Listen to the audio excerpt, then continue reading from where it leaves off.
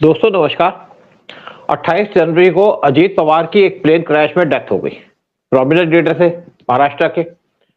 शरद पवार के एक भतीजे लगते हैं, लेकिन शरद पवार से अलग हो गए थे। और अलग होने में एक पॉलिटिक्स थी यहाँ पे। इसमें एक आदमी है बीजेपी का, जो वहां का चीफ मिनिस्टर फडणवीस। उन्होंने चाल चल के को अपने साथ मिला लिया। फडणवीस को कहा जाता है कि फडणवीस बहुत ज्यादा कैपेबल आदमी है और उनकी सबसे अच्छी दोस्ती है। और शरद पवार की डेथ होने के बाद ऐसी अटकलें लगाई जा रही थी कि अब एनसीपी आपस में मिल जाएगी। यानी कि जो अजीत पवार तो अलग हो गए थे, फडणवीस के साथ आ गए थे, एनडीए में आ गए थे। और शरद पवार, जिनको कहा जाता है महाराष्ट्र का चाणक्य, बहुत पावरफुल थे, वहां के सीएम भी रहे। और कोशिश भी चल रही थी कि अब अजीत पवार के जाने के बाद उनकी पार्टी को मर्ज कर दिया जाएगा।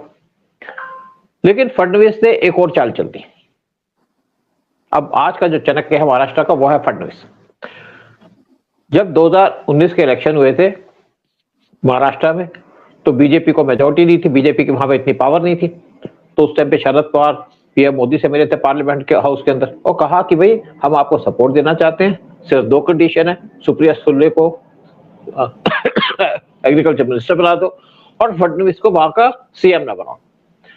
उनको डर था फडणवीस से, फडणवीस की कैपेबिलिटी से, इसीलिए ऐसी बात की होगी। लेकिन पीएम मोदी ने उनकी दोनों बातों को निगलेक्ट कर दिया। और अगर आज एनसीपी का बाइफर्केशन हुआ या टूटी है, वो भी है सुप्रिया सुले, क्योंकि सुप्रिया सुले को अपना पावर हैंड ओवर करना चाहते थे। और अजीत पवार ने कहा भाई मैं पॉलिटिकल कैरियर में रहूं, मैं बनूंगा आपके पार्टी का लीडर आपके जाने के बाद। और इसी पे उनकी पार्टी का टूट गई। और आज अजीत पवार जब आगे बीजेपी में आए थे, एनडीए में आए थे, तो वो फिर ऐसी कोशिश की जा रही थी कि उनके जाने के बाद उनकी शरद पवार की पार्टी मिल जाएगी। लेकिन दोबारा से फडणवीस ने चाल चल दी, यानी कि बता दिया कि महाराष्ट्र का चाणक्य कौन है, जिसने आपकी शिवसेना को भी तोड़ दिया, जिसने एनसीपी को भी तोड़ दिया। और आज शरद पवार एक कोने में पड़े हैं। और इन्होंने एक चाल क्या चली, वो चली अजीत पवार की जो वाइफ है सुनेत्रा, उनको डिप्टी सीएम बना दिया। लेकिन इनको फाइनेंस मिनिस्ट्री दी थी जो अजीत पवार के पास थी। और अगर हम बात करते हैं सुनेत्रा पवार की, तो इनकी 100 साल की उम्र पे इन्होंने पॉलिटिकल कैरियर स्टार्ट किया था। और उसके बाद इन्होंने इलेक्शन लड़ा था लोकसभा का महाराष्ट्र से, लेकिन वो सुप्रिया सुले से हार गई। और उसके बाद उनको नॉमिनेट कर दिया गया था आपके राज्यसभा के अंदर, और आज वहां की चीफ मिनिस्टर बन गई। और इससे है कि पार्टी अब टूटेगी नहीं, या पार्टी अब एनडीए के अंदर रहेगी। तो इसी पे चर्चा करने के लिए हमारे साथ बैठे हुए शंकर पानी जी। उदय शंकर पानी जी, देखा जाए तो बॉलीवुड से हैं, बॉलीवुड के अंदर बहुत सी फिल्मों में काम करते हैं। फिल्मों का मतलब नहीं है कि आप हमेशा ये कि जो फेमस फिल्में हैं, जैसे आपकी फीचर फिल्में और भी बहुत सी होती हैं, कई सीरियल बनाए, कई कुछ और काम किए, लेकिन साथ में ये बिलोंग करते हैं पॉलिटिकल फैमिली को। इनके ग्रैंडफादर उड़ीसा के अंदर पॉलिटिक्स खेला करते थे, फिर यूपी के अंदर भी बड़े एक्टिव रहे।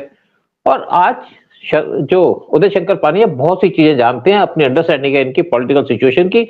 उदय शंकर पानी जी, आपको क्या लगता है कि फडणवीस ने 2 बार पीटा है शरद पवार को, और आज फिर महाराष्ट्र के अंदर उन्होंने जिस तरीके से सुमित्रा पवार को वहां का डिप्टी सीएम बना दिया, तो क्या लगता है कि क्या सिचुएशन चल रही है इस टाइम पे पॉलिटिकल सर्कल्स में महाराष्ट्र के अंदर? सर, ये सब लोग कहते हैं politics is a dirty game. It is indeed a dirty game. यहाँ कोई आदर्श प्रिंसिपल नहीं होते, यहाँ सेल्फ इंटरेस्ट को देखा जाता है।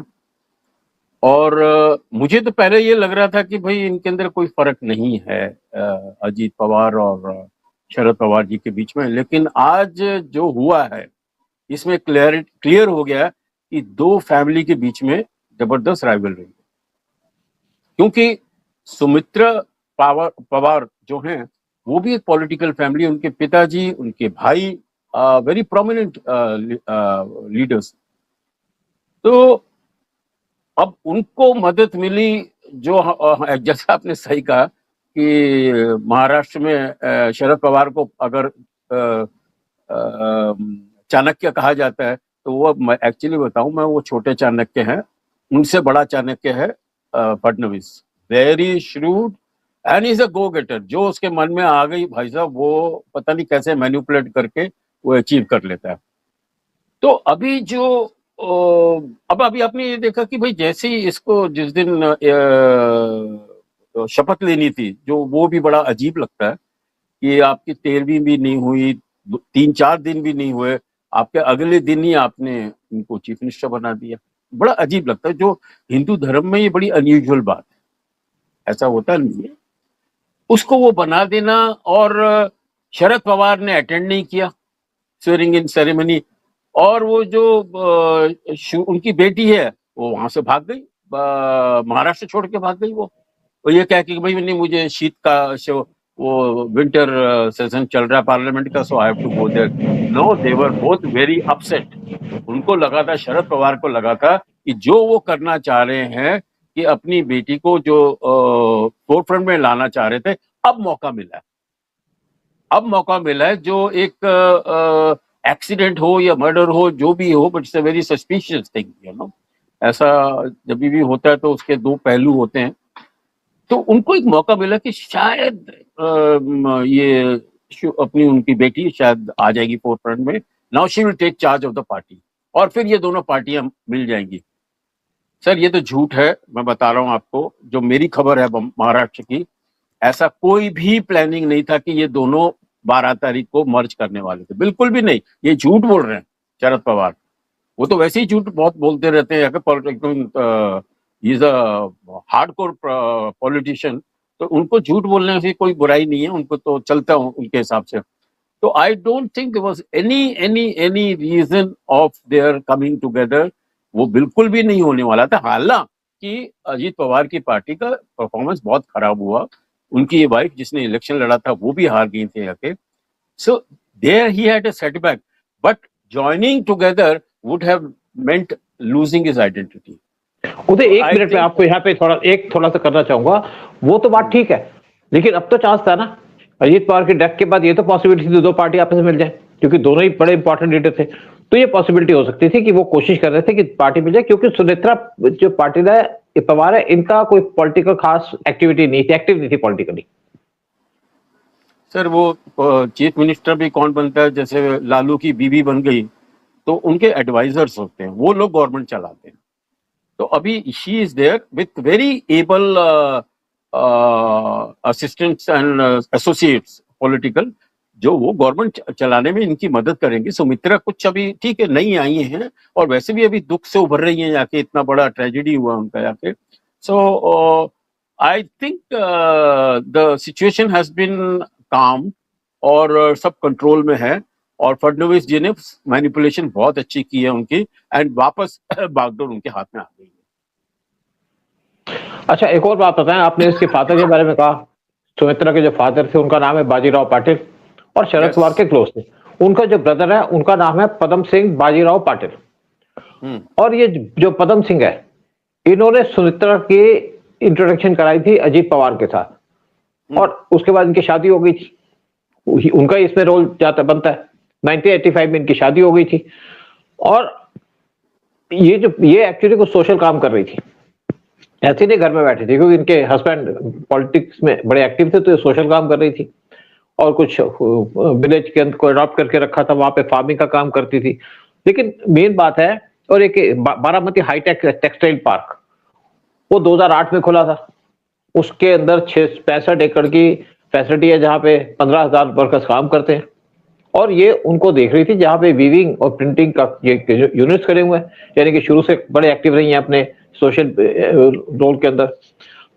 और अब हम जो मेन बात कर रहे थे वो था कि शरद पवार का जो यहाँ पे एक प्लान था कि अजीत पवार की डेथ हो गई, अब जो दूसरे एमएलए गए हैं बीजेपी के साथ, उनको अपनी पार्टी मिला करके दोबारा से अपनी कोशिश करेंगे अपनी रिजीम को महाराष्ट्र में एस्टेब्लिश करने की। लेकिन जो आपके फडणवीस साहब है, देवेंद्र फडणवीस, उन्होंने उनकी इस प्लान को टोटली फेल कर दिया। और क्या है, मैं बताऊं आपको कि फडणवीस एक बहुत अच्छे आदमी माने जाते हैं, क्लीन इमेज है उनकी, और इसलिए सब उनको पॉजिटिवली लेते हैं, किसी के साथ नफरत नहीं करते, किसी के साथ हेट नहीं करते, और इसीलिए सब लोग उनकी बातें मानते हैं, चाहे कोई भी हो, चाहे कुछ शिवसेना के लोग हो। इस तरीके से उन्होंने उद्धव ठाकरे की पार्टी को भी तोड़ा था, क्योंकि ये काम कर रहे हैं अपनी पार्टी के लिए, अपने देश के लिए, अपनी गवर्नमेंट के लिए, तो इसलिए इनकी इज्जत भी ज्यादा है। और आज जो शरद पवार को डिफीट मिली है, वो मिली है फडणवीस के हाथ से आज। और इसीलिए आपने देखा ना कि जैसे मैंने कहा कि शरद पवार ये चाहते थे कि फडणवीस को सीएम न बनाया जाए, वो उनको पता था कि इनके पास पावर आएगी तो पावर को बड़े प्रॉपरली यूज करेंगे, इफेक्टिवली यूज करेंगे, और उनको इनसे डर लगता था। जैसे आप बात कीजिए, जब मोदी को सीएम बनाया था गुजरात का, तो उस टाइम पे कांग्रेस पार्टी ने उनको टारगेट करना शुरू कर दिया था उनकी कैपेबिलिटी को देख करके, और बार बार उन पर अटैक करते रहे, किसी न किस तरीके से उनको किस केस में फंसा दो, मर्डर करा दो, मर्डर में फंसा दो, लेकिन उनकी कैपेबिलिटी जो थी वो सब पब्लिक के सामने आ गई। इसी तरीके से जो महाराष्ट्र के अंदर फडणवीस की कैपेबिलिटी सामने आई है, और इससे पहले पीएम मोदी को भी पता था कि क्या किस टाइप के आदमी है, कैसे कैपेबल आदमी है फडणवीस। इसीलिए पीएम मोदी उनको सपोर्ट करते रहे, उनके साथ स्टैंड करते रहे। नहीं तो 2019 में बीजेपी की गवर्नमेंट बनती है यहाँ पे शरद पवार के सपोर्ट से। लेकिन अगर हम बात करते हैं बीजेपी के मोदी की, वो शरद पवार को पसंद ही नहीं करते, उनके बैकग्राउंड की वजह से, उनके कैरेक्टर की वजह से, या उनके जो लिंक्स थे अंडरवर्ल्ड के साथ। लेकिन आज महाराष्ट्र लगता है सेफ हो गया फडणवीस की वजह से, और फडणवीस जिस तरीके से महाराष्ट्र को चला रहे हैं, जिस एफिशिएंसी से चला रहे हैं, एक अंडरवर्ल्ड गायब हो गया वहां से। आप तो बॉलीवुड में बैठे हैं, आपको तो पता है किस तरीके से अंडरवर्ल्ड गायब कर दिया, और आज महाराष्ट्र के अंदर दोबारा से स्टेबिलिटी आ गई। प्रोग्राम यही खत्म करते हैं, और आपसे रिक्वेस्ट करते हैं कि आप हमारे चैनल को सब्सक्राइब कीजिएगा, वीडियो को शेयर कीजिएगा। जय हिंद, जय भारत। जय हिंद, जय महाराष्ट्र, वंदे मातरम।